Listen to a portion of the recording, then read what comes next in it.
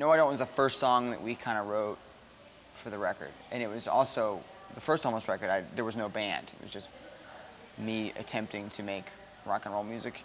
So this is like the first, it was like the first push at like writing as a whole band and kind of having like that band vibe. And like when we even demoed that song out, I loved the way it sounded because there was like this, I remember I had like a rhythm track down and I went out with my wife somewhere to get something.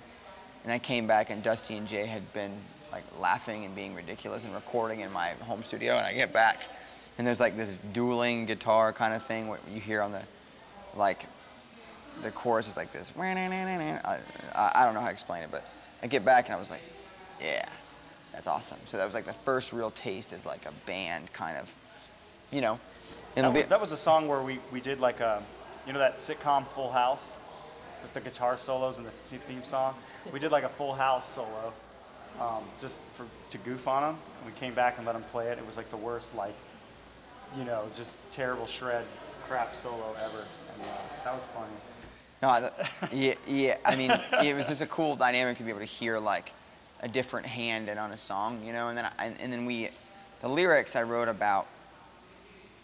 It's kind of it's a little bit of a weird topic, but so imagine if in your life you have been really trying to live for God, like really trying, like, and even though you kind of, you know, everyone is, it says in the Bible that all have sinned and fall short, you know, and even though that concept is real, you want to be clean and pure and perfect, which is impossible, but you really try, you know, and then everyone around you is like, you're no different than you were a year ago, and you hear that statement and it really kind of guts you, you know, and you're like, well, I'm really trying.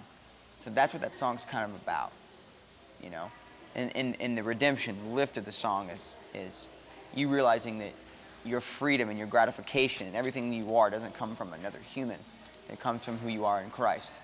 We're a band that we say what we say, and we go where we can go. If we get invited to play or to go someplace and we feel like it's what we're supposed to do, well, we'll do it. And you know, so we're always, I feel like, especially in the past too, we were always caught in the middle, like not Christian enough for Christians, too Christian for the world. I think it's important to try to be used, try to have God use you every day, even if it's for a second, you know? I think I speak for everybody, and you guys can back me up, but I mean, we've probably experienced every single spectrum of like a Christian person hating and loving you or a secular person hating and loving you, and it's really interesting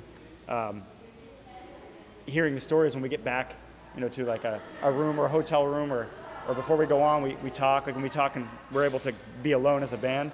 It's really interesting hearing about everybody's day, because sometimes, especially Joe, like people come to him a lot and you're always talking to somebody about something, and it's always this mind-blowing, dude, this kid out there, he said, like, you know, he just became Christian at our show or something like that. It's always like something mind-blowing where I'm like, well, some kid spit in my face when I was trying to eat my sandwich and he's mad about something else, you know. So it's you know what I mean? Why is it always about sandwich with you? I love sandwiches. It's a great equalizer.